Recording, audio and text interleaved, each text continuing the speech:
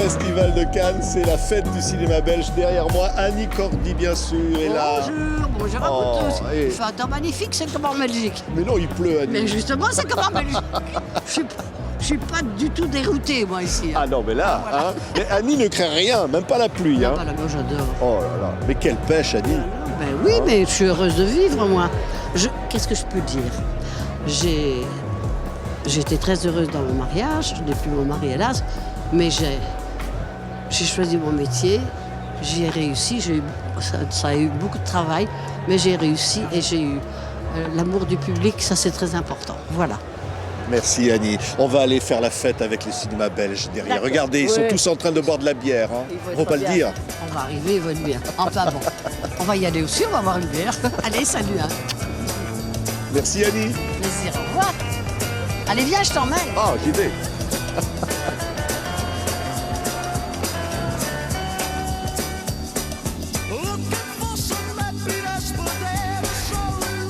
Les maîtres du cinéma belge, Jean-Pierre et Luc Dardenne, en compétition pour une 3e Palme d'Or au Festival de Cannes avec Le Jeune Ahmed, un film choc qui ne peut laisser personne indifférent. Il y a un mois, t'étais tout le temps à jouer à la PlayStation avec Karim.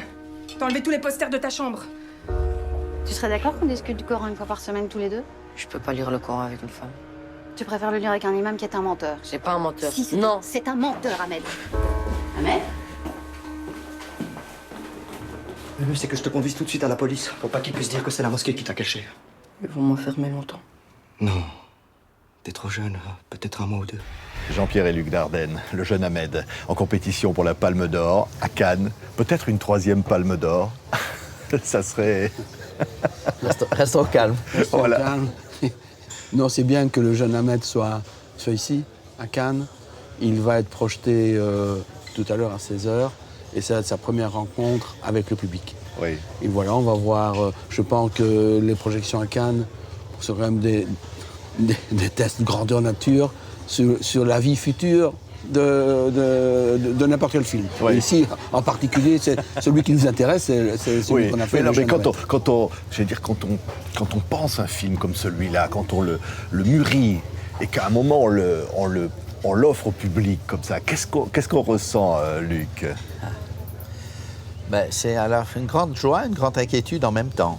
Une grande joie parce qu'enfin le film va appartenir au public. Ça, on est heureux qu'il nous quitte. Et en même temps, une grande inquiétude aussi parce que j'espère qu'il sera bien compris, que voilà, on se dit, bon, parce que c'est, vu le personnage du film, ce jeune gamin fanatisé, ce jeune radicalisé, c'est un sujet qui peut faire naître de fausses polémiques. Et on espère ne pas tomber dedans. On espère que ce seront les vraies polémiques qui l'emporteront. Oui, regardez Le Jeune Ahmed, le nouveau film événement de Luc et Jean-Pierre Dardenne. C'est la 2e fois que je viens, mais c'est encore plus dur que la première. J'aimerais tellement que tu redeviennes comme t'étais. Tu veux le tenir?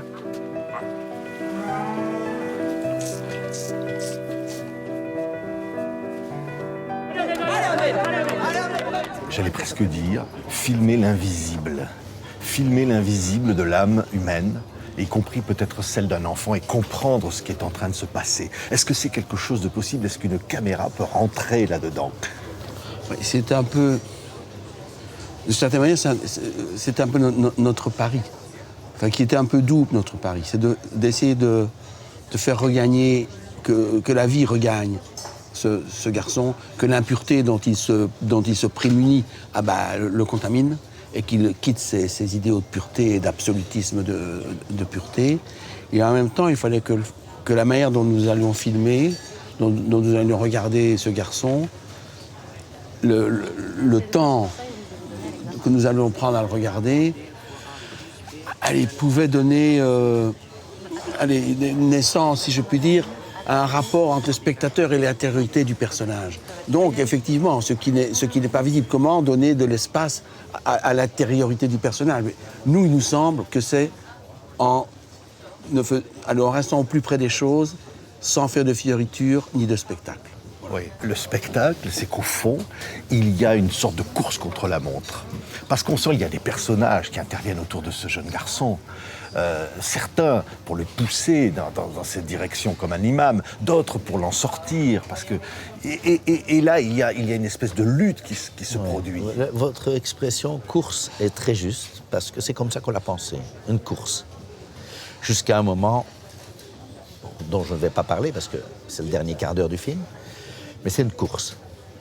Et contre la montre, contre la mort, pour la mort, c'est entre les deux. Mais c'est vrai que notre personnage est quelqu'un qui est, je dirais, qui est sourd à tout. Et c'est un cerveau sourd et fermé, imperméable. On ne peut pas parler. Il fait peur pour ça, parce qu'on ne peut pas aller capter ce qui permettrait de changer. Et donc, et autour de lui, c'est vrai qu'il y a des gens bienveillants qui essayent d'entrer en rapport avec ce truc énigmatique qui fait que, depuis que l'imam lui a donné le permis de tuer, il est parti, quoi. Oui, il est parti pour tuer. Oui. Et comment le ramener à la vie? Comment, comme disait Jean-Pierre, comment est-ce que la vie peut regagner ce cerveau, ce corps?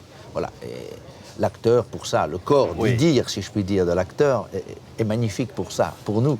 Je ne dis pas que c'est pour ça qu'on l'a choisi uniquement, parce qu'on l'a choisi parce qu'il était très bon quand il est venu au casting, mais son corps qui est non fini, qui est un peu dodu, qui est encore celui d'un enfant, même si déjà aussi un adolescent, nous permettait de penser qu'il était un peu maladroit, un peu pâteau parfois dans ses déplacements et tout. Ça, pour nous, c'était parfait pour justement filmer ce qui échappait encore à l'idéologie mortifère qui était en train de le prendre. Oui, c'est la graine de la vie autour.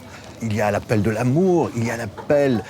Voilà, et au fond, on sent que les personnages qui sont autour du jeune Ahmed se disent il va venir dans notre camp, en quelque sorte. Il y a ça, on ne sait pas qui va gagner, finalement.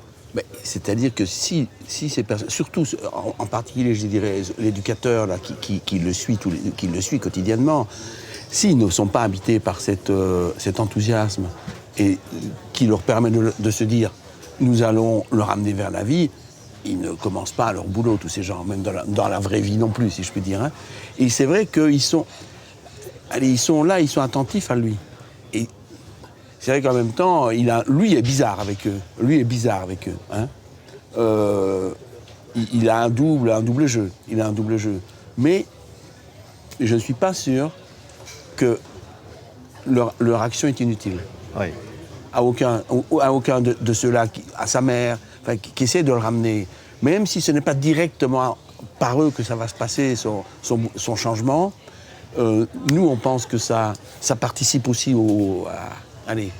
à ce côté invisible dont vous parlez, même si ça ne s'articule pas dans des mots. Mais le fait d'être passé avec eux, que ces gens ont été présents autour de lui, joue un rôle, c'est sûr. Oui. Et alors, il y a votre caméra qui le suit, derrière lui, qui avance, qui fait que le spectateur peut se trouver à certains moments dans cette âme ou d'autres moments de l'autre côté. À l'extérieur. C'est-à-dire que le spectateur se balade. Oui, c'est-à-dire qu'il est insaisissable, ce gamin. Son esprit, ses intentions, son cerveau, sa conscience, c'est insaisissable. Et donc, on essaie de saisir les moindres mouvements du corps qui pourraient nous indiquer un mouvement de l'âme, si je puis dire. Et c'est vrai que la caméra, elle est aux aguets. Elle le suit, mais en même temps, elle le regarde. Elle s'arrête, elle le regarde, et qu'est-ce qu'il va faire? Il va le faire. Oh, non, oui. Et bon, on est tout le temps là-dedans. Et c'est vrai que le spectateur bouge. Je pense, enfin, c'est ce qu'on a essayé de filmer, c'est que par moments, le spectateur le regarde avec un œil empathique, il aime ce gamin, bien qu'il fasse ce qu'il fait. Et puis par moments, non. On le condamne, on se rapproche, on s'éloigne, jusqu'au moment où j'espère qu'on a permis au spectateur d'avoir un sentiment d'amour pour ce garçon. Oui, parce qu'on ne le juge pas. Au fond, on a envie qu'il vienne. On le juge et on le juge pas, quoi. Oui. Et en même temps, il fait peur. Même temps, il fait peur. Ben il est dangereux. Parce qu'on n'arrive pas à lui parler. Oui, mais je pense que si on arrive à garder... Si le spectateur peut arriver à garder de la tendresse pour lui, quand même, peut-être pas tout le temps, mais c'est aussi parce que c'est un enfant manipulé, et dont la tête est en grande partie occupée aussi par un mort, par le cousin martyr, qui lui est donné un exemple par cet imam. Et on se dit, non, le môme, c'est pas possible. C'est pas possible. Quand il dit un certain nombre de choses dans le film, on se dit, mais c'est pas possible. Comment un enfant peut dire ça? Donc il le dit, mais en même temps, c'est pas vraiment lui. Enfin, il le dit, mais... Ça le dit. Ça le dit aussi. Lui ne se rend pas compte de ça. Donc il y a peut-être moyen de... Allez, qu'il change. J'espère qu'on on peut dire ça tout au long du film. Est-ce qu'on pourrait dire à la fois c'est un film humaniste, un film politique, c'est un film qui parle d'aujourd'hui, qui parle de notre monde, qui parle des grandes problématiques du monde d'aujourd'hui, à travers finalement un enfant, un simple enfant. C'est l'histoire d'un enfant sous influence, qui est habité par une idéologie mortifère et qui... Ce qu'on essaye de filmer, c'est qu'il puisse retrouver la vie. Parce que c'est ça, l'enfant, c'est l'amour de la vie. Et même normalement, nous aussi, les adultes, c'est l'amour de la vie qui doit primer, et pas l'amour de la mort.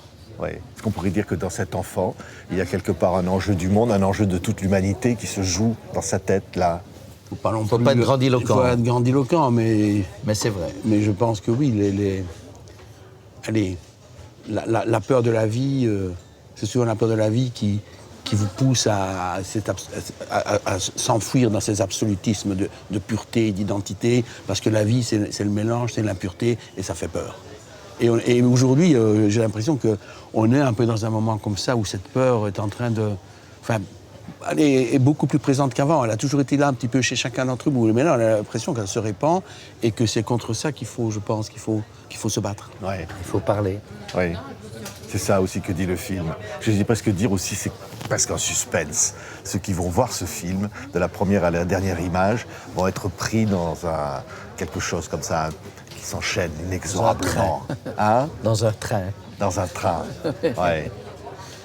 Merci beaucoup. Merci. Jean-Pierre et Luc Dardenne. C'est un film très, très fort. Très fort. Merci beaucoup. Du grand, j'allais presque dire du grand Dardenne. Merci à tous les deux. Merci.